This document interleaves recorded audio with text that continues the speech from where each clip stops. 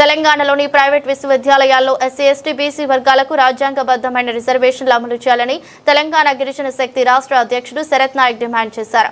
ఈ మేరకు ఉస్మానియా విశ్వవిద్యాలయంలో విద్యార్థి సంఘాలతో కలిసి రౌండ్ టేబుల్ సమావేశం నిర్వహించారు.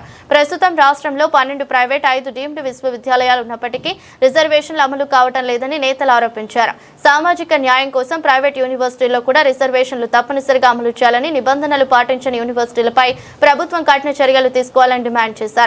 ఈ నెల 13న జనవిహార్లో రాష్ట్ర స్థాయి సమావేశం నిర్వహించి అనంతరం రాష్ట్ర వ్యాప్తంగా అవగాహన కార్యక్రమాలు చేపట్టి ఉద్యమాన్ని విస్తరించనున్నట్లు ప్రకటించారు.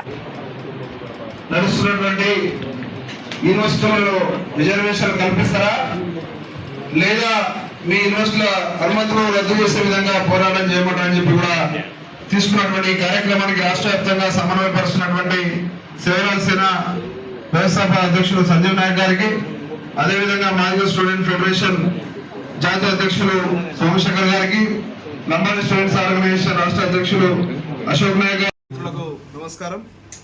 ఈరోజు ఉస్మానియా యూనివర్సిటీలో తెలంగాణ గిరిజన శక్తి రాష్ట్ర కమిటీ ఆధ్వర్యంలో విద్యార్థి మరియు ప్రజా సంఘాల రౌండ్ టేబుల్ సమావేశం నిర్వహించడం జరిగింది. ఏదైతే తెలంగాణ రాష్ట్రంలో ఉన్నటువంటి 12 ప్రైవేట్ యూనివర్సిటీలు, 5 డీమ్డ్ యూనివర్సిటీలు, ప్రైవేట్ యూనివర్సిటీల చట్టం 2018లో తీసుకురావడంతో ఈ 17 యూనివర్సిటీలు ఈ తెలంగాణ రాష్ట్రంలో రావడం జరిగింది.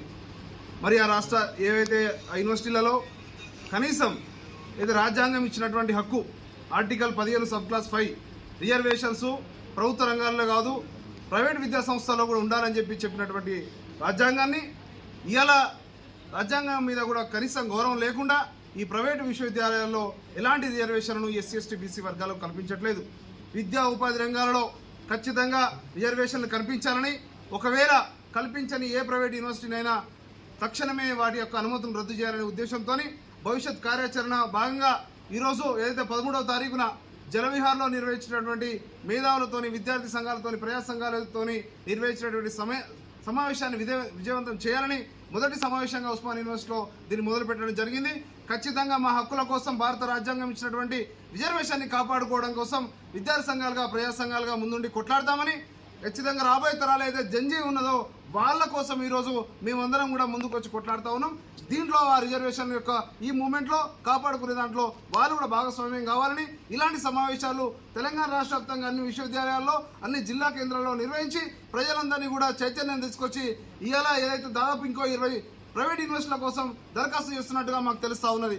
ఖచ్చితంగా కేంద్ర రాష్ట్ర ప్రభుత్వాలు దీని మీద నియంత్రణ తీసుకురాకపోతే ఇవాళ వాళ్ళ వీసీని ఎవరు నియమిస్తున్నారో తెలియదు, రిజిస్ట్రార్ ఎవరు నియమిస్తున్నారో తెలియదు, ఇవాళ ఎవరు దిస్తున్నారో తెలియదు, ఇవాళ వాళ్ళ సర్టిఫికెట్లు ఏ పట్టాలు ఇస్తున్నారో తెలియకుండా ఇవాళ వాటి మీద ఎలాంటి నియంత్రణ లేకుండా, ఫీజుల మీద నియంత్రణ లేకుండా లక్షలాది కోట్లాది రూపాయలు దండుకుంటున్నటువంటి ఈ యొక్క విశ్వవిద్యాలయాలను ఖచ్చితంగా నియంత్రించాలని, రిజర్వేషన్లు పాటించని యూనివర్సిటీని రద్దు చేయాలని ఖచ్చితంగా డిమాండ్ చేస్తూ ఉన్నాం. రాబోయే రోజుల్లో ఈ కార్యాచరణతో ముందుకెళ్తామని తెలియజేస్తా ఉన్నాం.